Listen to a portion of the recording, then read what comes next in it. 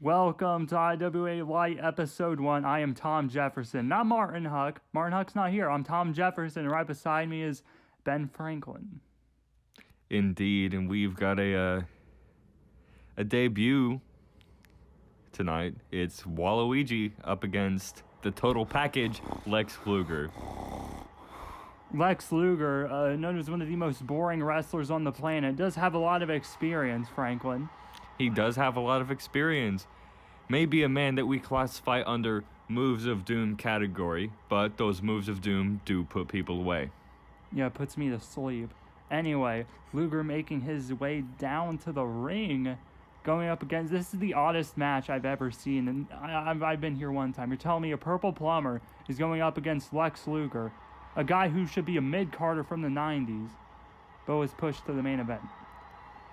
Well, this is just the kind of matchups you get in IWA. You get guys like Lex Luger and you get guys like Waluigi. And sometimes they just face off against each other. It's just how it works. I mean, you're just telling me how basic wrestling works.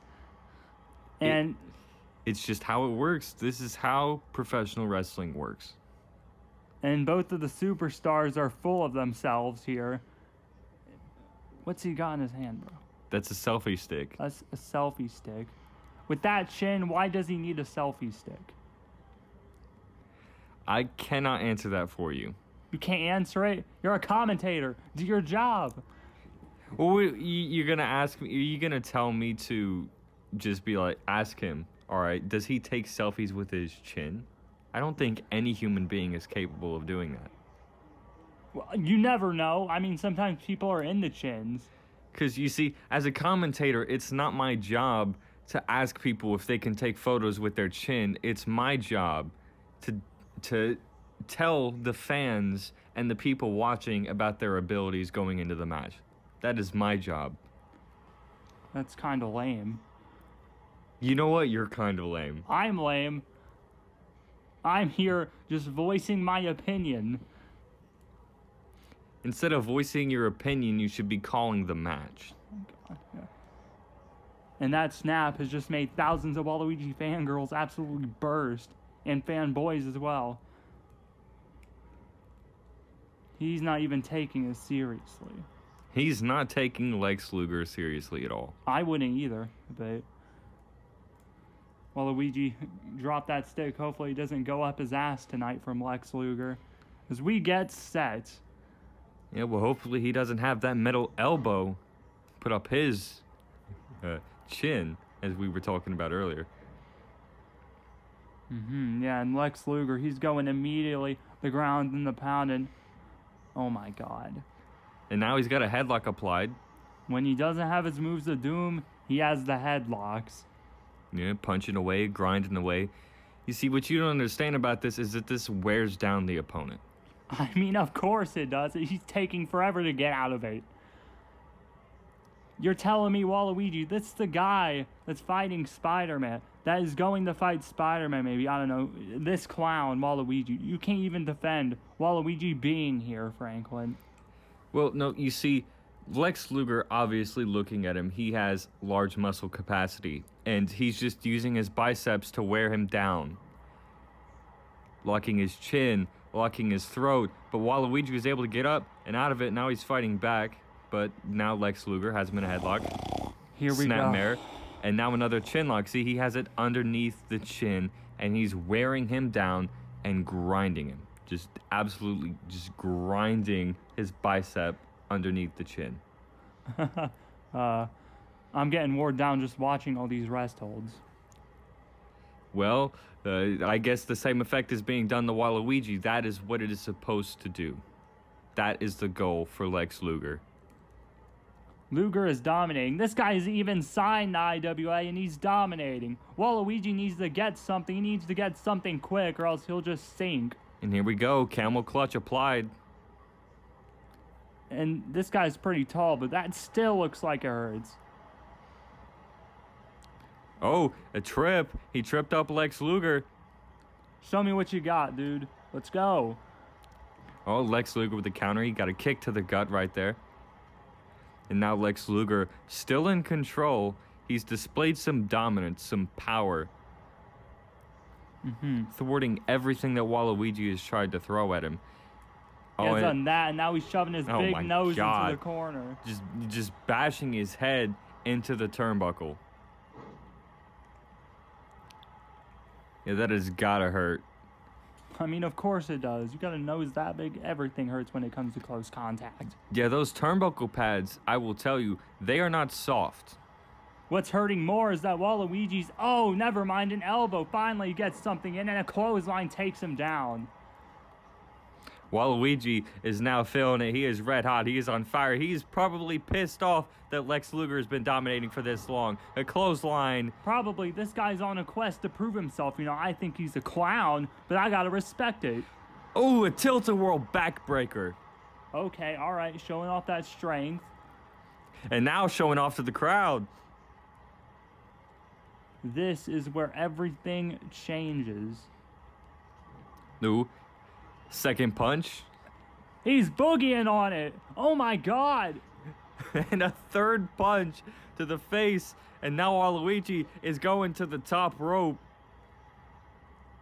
This could cap it off after the nice dance movement. Oh man, that's actually a very elegant, very good frog splash. That is one of the strangest frog splashes I've ever seen. But it was enough to put Lex Luger away.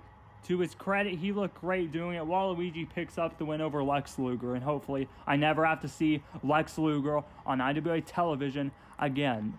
I doubt after that loss, he'll ever show his face around again.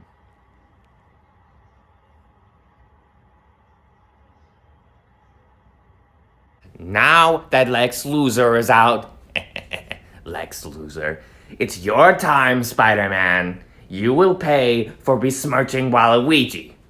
I might come in hot, but I'll scorch your entire Earth and embarrass you after all Waluigi has been through. You still disrespect me. When we fight Spider-Man, Waluigi will smother you with his boot and move on to a better future. Up next, we have the debut of Victor Von Doom. I hope you can be a bit more professional this time. Listen, Doom's actually intimidating. He has a threatening aura. I actually like Doom. I'm interested to see what he can bring to the table, Franklin, okay? Well, alright, at least we can get some professionalism out of you. At least he's not Lex Luger. You've got a point there. But now Victor Von Doom making his way down to the ring. He's going up against Tom Grant, who is shit out of luck. I'd say so too. Victor Von Doom has a record of just massive achievements. All right, he's taken over the world at one point. He stood toe-to-toe with the Avengers. You got a fucking soldier on a super serum, a literal god, a genius, all them at once. Yeah, a master of sorcery and just general tricks up his sleeve, a master tactician. And a good get for Orland, because the mission doesn't have a shot. If we ever go to Brand Warfare, Doom is one of the first people I'd send out. Make no mistake. Yes, certainly a power player here as he goes up against, Tom Grant. Tom Grant. I mean, maybe he can pull something out. I highly doubt it. As we get the match started, and Tom Grant's just begging him to bring it, and he eats a lariat for that. Yep, down he goes, and Doom is going to immediately take advantage. Yeah, working on him, digging his hand into his shoulder, and just slams him back down to the mat with authority. I mean, just look at Tom Grant. Does he seem like the type of guy that's going to be Victor Von Doom? No, I don't think so. Oh, now a Samoan drop. You don't even have a defense for Tom Grant, Franklin. You can't defend him. Unfortunately, no, I haven't really paid much attention to see what Tom Grant is capable of, but I do know what Doom is capable of, and he is showing everyone here exactly that. And then Doom using that strength we know he has and slamming him down with authority. What a nice military press. It's incredible. Oh, lifting up, and he's got the suplex. Down goes Grant again. I mean, Franklin, we knew the result coming into this. It was pretty straightforward. And Doom is showing exactly why he should be taken seriously. No room for Grant to breathe. Doom is absolutely barraging him. No escape from Doom. Oh. Grant's firing back, though. Oh, maybe Grant will prove me wrong. Let's go, kid. Make yourself famous. Oh, just shoving him down. That was power in a double axe handle. And he's back to square one. Doom just stomping away. Just put the kid out already. Yeah, just carrying him. And a power slam. I mean, look at that. Look at how far he ran with him. I'd say that was nearly buckle to buckle. Exactly. The Avengers know how that feels. I can probably go ask one of them how a power slam feels from Doom or an attack, and they'd say, hey, it's pretty fucking painful, isn't it? Spine buster!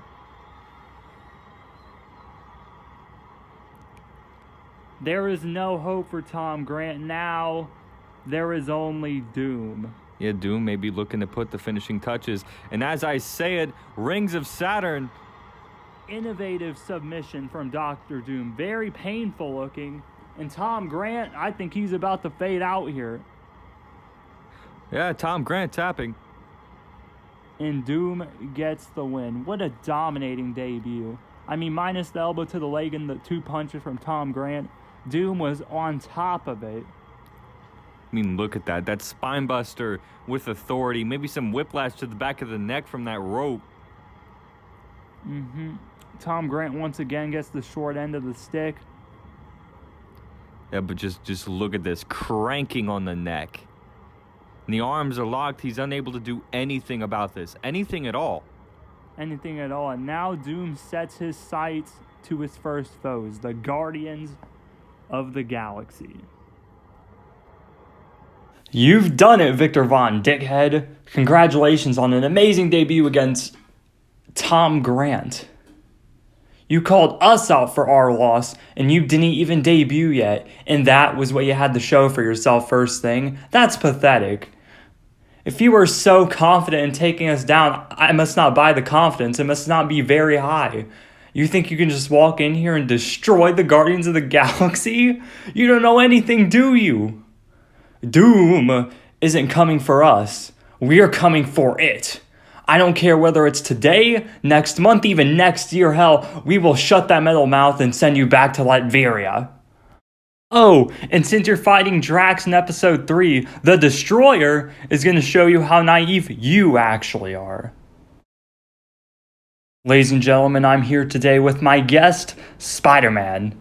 Spidey, you've been involved in drama with the Warrior Brothers recently, and Waluigi also just called you out for a match. What are your first impressions of Waluigi? He can dance, he's athletic, he's a man of people's dreams. But he's coming in way too hot. He has a chip on his shoulder and wants to rush his way to the top, and he feels neglected and alone.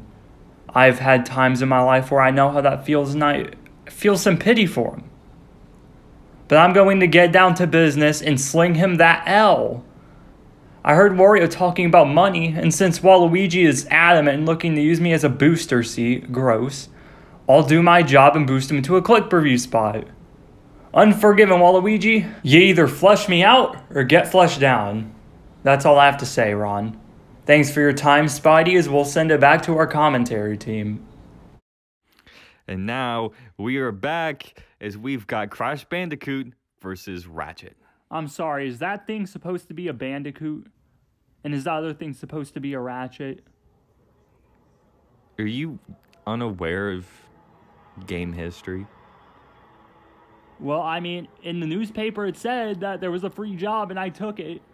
I didn't have to take a fucking history class. You know, this is why I like Huck better. Huck's lame. You're lame. Oh, really?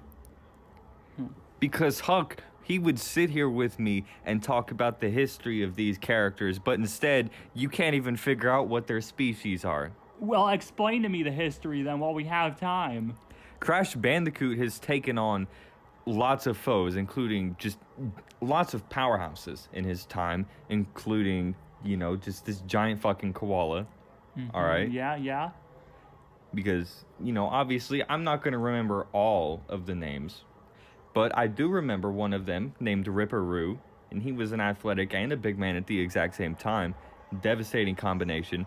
But the big bad of the entire series was the brilliant Neocortex. Neocortex. You mean the guy that got flattened by Sweet Tooth on the mission? That Neocortex? Yes, that Neocortex. What he has in brains, he can't make up for his brawn. But out comes Ratchet.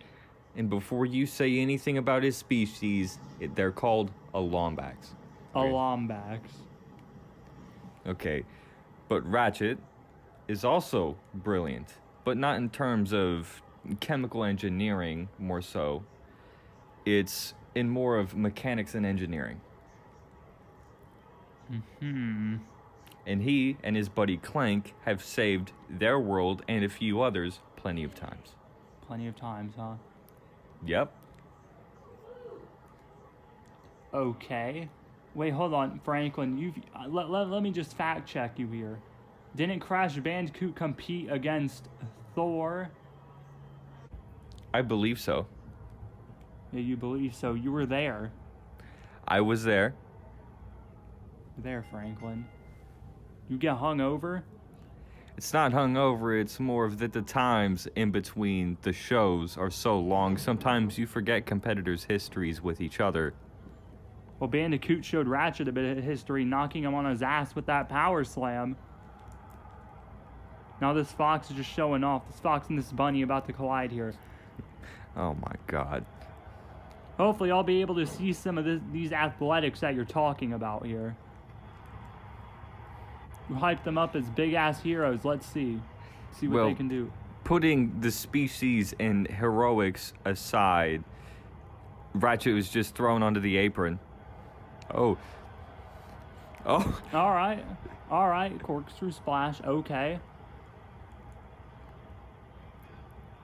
Ratchet seems to have the upper hand. This Lombax.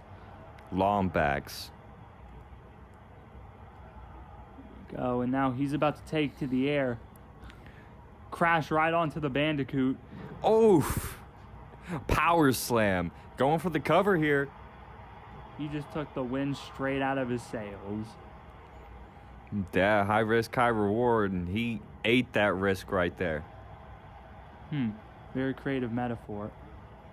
Crash showing off some of that athleticism talked about with the crossbody of his own. Now it seems that this Bandicoot has control. There for now, as both of them seem to be going back and forth in momentum, neither one of them able to take definite control of the match.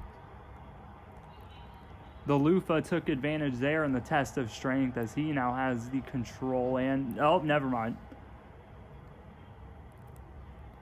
And Crash, he may take a risk of his own. And you see, like I was saying here, he's not taking definite control of it. Well, I think after that, he probably just did. Yeah, but now he needs to get him back in the ring. He can't win the clean way like he'd prefer to on the outside. Yeah, because Crash is a goody two-shoes. But having done exactly that, now both competitors are back on the inside.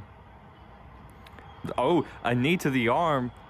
That could be a weakness in the defenses as he's got a crucifix pin.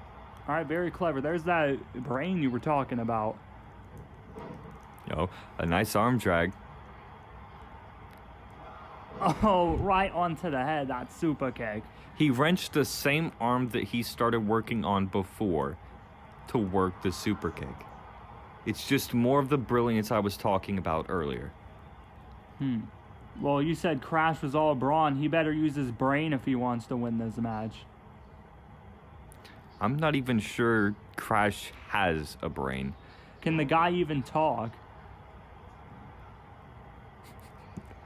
Surprisingly. So funny. Can he talk or not?